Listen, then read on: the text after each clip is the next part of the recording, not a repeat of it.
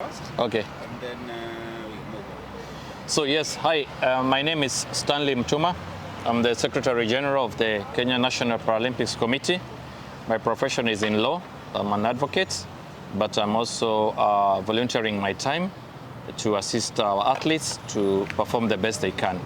So we are here in Paris to participate in the Paris 2024 Paralympic Games. Thank you. Yes, thank you very much. Yeah, tomorrow, as we all know, we are aware that tomorrow is the opening ceremony on the 28th of August, and it will be taking place at the Place de Concorde, somewhere here in Paris. Team Kenya is ready. We are well geared up for the opening ceremony, and yes, this is what we have been preparing for. This is what the athletes have been preparing for, and they are very much upbeat about getting ready for the opening and starting the competitions. How many? Far we have a good contingent. I think in Africa we might be the second or third largest Paralympic contingent. Really hard.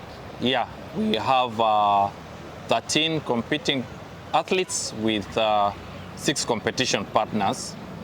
So in total 18 athletes in 5 disciplines. So for the first time we are having quite a diverse contingent of disciplines. That is athletics, which is our traditional track and field. We have taekwondo. We have 2 taekwondo ladies, girls. We have powerlifting. We have cycling for the first time, and taekwondo for the first time. And also we have rowing with Madam Asiya Mohammed. Yes, also to talk about the other development in cycling, paracycling, we have the African champion in his category. This is Mr. Dedan Ireri Maina, C2 category. In common parlance, a one-legged cyclist, but very, very strong cyclist. I'm sure we can beat many other 2-legged cyclists. But unfortunately, when they were out training in Compiègne, towards the end he had a strained back spinal injury. Not injury rather, but a strained back problem, which our CMO, Chief Medical Officer, Dr. Ogeto, who has been with both the Olympic and the Paralympics for a long time, after assessment ruled him out of the competition. So that's quite unfortunate because he was very ready and gearing up to go. But nonetheless, we continue to pray for him to have a quick recovery and to ensure that in the coming years he can be able to participate. Yeah. I repeat it. Okay. So we have 5 disciplines, and this is a historic first. And similarly, just like the NOC had 6 events as well, so we also have 5 disciplines, which is an addition to our traditional. So we have track and field, athletics, that's number 1. We have taekwondo, it's a new event for us. So we have 2 taekwondo girls. We have paracycling, which is also a first one. We have powerlifting and rowing, para-rowing. So 5 disciplines in this event. The mood is very good, and as you are aware, the athletes have been here for at least 4 weeks now, 3 weeks or thereabouts, since they came on the 7th of August to Compiègne for the pre-games camp. And so they've been upbeat, they are used to the weather, the climate. For our flag bearers, we have a male and a female. We have for the men Captain Mushai, Samuel Mushai Kimani, 5,000 T11 athletes. And for the ladies, we have Assistant Captain Asiya Mohammed, who's the para rower. In Team Kenya, just briefly tell us about that person and what he's going to do. Oh, wonderful. We have a new member here, Mr. Oscar Dennis. Welcome to the team. Thank you very much. Yeah, looking forward to it. Yeah, pleasure. Welcome to the team. And Oscar Dennis is a Kenyan citizen, and he's He's joined the team as a pilot for the tandem category. So he'll be piloting Kennedy Ogada. And Oscar Dennis is not new to the sport. He's been playing sport before, rugby, and was now moving to the triathlon and cycling.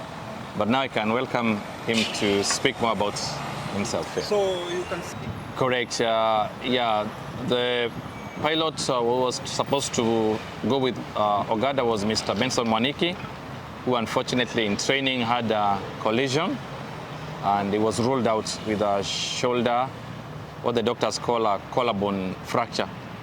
So now, luckily enough, we have Mr. Oscar with us, who's very enthusiastic and keen to take up the slot with Mr. Ogada. Our training actually started yesterday. The bikes will be here. We'll get into sync with Ogada on the turbo in the gym. And then from there we'll move onto the bikes, and we've got till the 4th. It's about a week away now. So in this week, the main priority is kind of getting into sync with each other, making sure we're riding at the same cadence. But no, it should be good. I think we'll kind of benefit each other in different ways. So it's exciting, yeah. Yeah, so as my journey began, I was playing Kenya Sevens, where I was in the system for 8 years. We qualified for Tokyo 2020. I then had a very kind of bad road accident. I was on my motorbike and I got hit by a car. So that finished my rugby career, but also sent me down the para route. So obviously I couldn't play rugby anymore, so I took up cycling, and then from cycling as well I've been doing triathlons. So I actually was trying to get to these para games for triathlon. However, my classification didn't come through in time, and so I was just on the outskirts. I kept my cycling going, and here we are, and looking forward to doing it. It's a funny one. It's a dream come true, obviously. I mean, as every sportsman, the pinnacle of your sport is the Olympic Games or the Paralympic Games. So to have qualified for Tokyo 2020 and missed that one, to now finally making it to Paris 2024 in the Paralympics it's a dream come true. And I'm ready to give it my all for this team and our teammates. Yeah, wonderful. Yeah, it was a bit of a shock actually. I was in the UK.